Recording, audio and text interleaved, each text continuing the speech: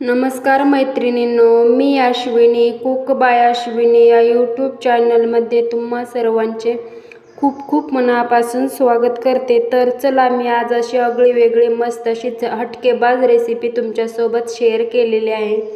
तर इथे पाहू शकता, ही भाजी कशाची आहे मला कमेंटमध्ये नक्कीच सांगा। तर रेसिपीला सुरू करूया। आणि ही मी कशाची रेसिपी बनवत आहे ते मी पुढे सांगणारच आहे।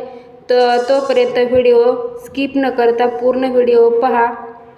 तर इथे पाहू शकता, मी थोडेसे शेंगदाणे देखील भाजायला घेतलेले आहेत आणि मस्त डाग पडेपर्यंत शेंगदाणे भाजून घेणार आहे।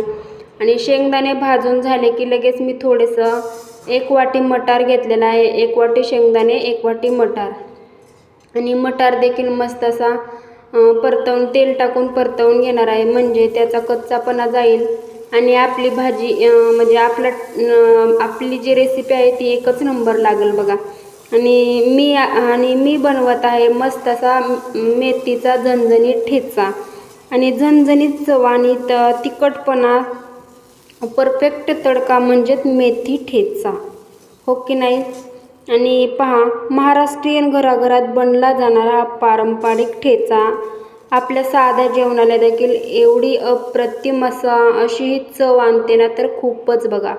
आणि तर पाहू शकता, इथे मी एक लसूण सोलून घेतलेला आहे, 1 कुडी, आणि 3 हिरव्या मिरच्या मस्त अशा मोडून टाकलेल्या आहेत। आणि तर सर्व असं मीडियम गॅस करून सर्व भाजून घेणार आहे।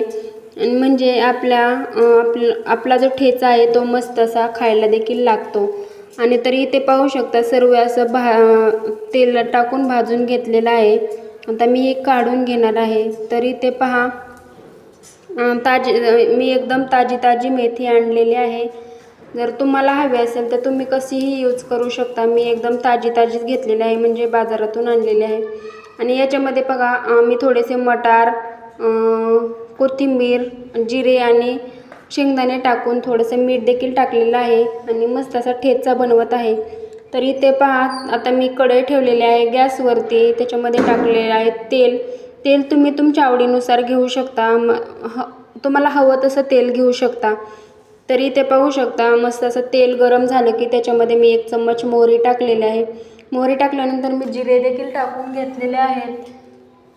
आणि जिरे टाकले की आपण जे वाटण बनवलं होतं ना, ते मस्त परतवून घेणार आहे, म्हणजेच ह्या वाटणाचा जो आणखी कच्चापणा आहे तो जाईल इथपर्यंत मस्त परतवून घेणार आहे।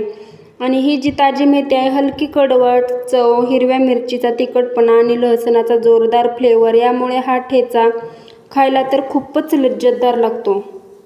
तुम्ही हा ठेचा भाकरी, पोळी किंवा भातासोबत देखील खाल्ला तरी एकच नंबर लागतो।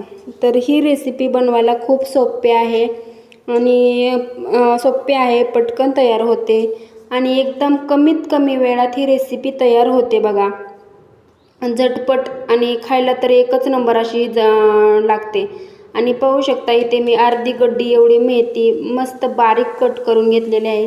तुम्ही चॉपरच्या साहाय्याने देखील म्हणजे चॉपरमध्ये देखील बारीक करू शकता, पण मी चॉपरमध्ये नाही बारीक केलेली, मी अशा म्हणजे कापून घेतलेले आहे। आणि आता ती घ्यायची आहे टाकून, आणि मस्त असं परतवून झाले की फायनली आपला ठेचा झालेला आहे, खाण्यासाठी तयार। आणि मेथीचा हा प्रत्येकाच्या मेथी ठेचा हा प्रत्येकाच्या आवडीचा ठेचा असतो बघा। मला तर खूपच आवडतो। एकदा हा झणझणीत मेथी ठेचा करून पहा आणि तुमच्या जेवणाला एक भन्नाट चव आली का नाही ते मला कमेंटमध्ये नक्की सांगा। आणि अशीच तुमच्या कमेंटमध्ये मला नक्की सांगा की पुढची रेसिपी मी कोणती बनवू, तुमच्या कमेंटची मी वाट पाहते। तर फायनली आपल्याला झालेला आहे मेथी ठेचा तयार। तर कशी वाटली आजची अशी आगळी वेगळी रेसिपी कमेंट करायला अजिबात विसरू नका। तर भेटूया अशाच नवनवीन रेसिपींसोबत। Bye bye.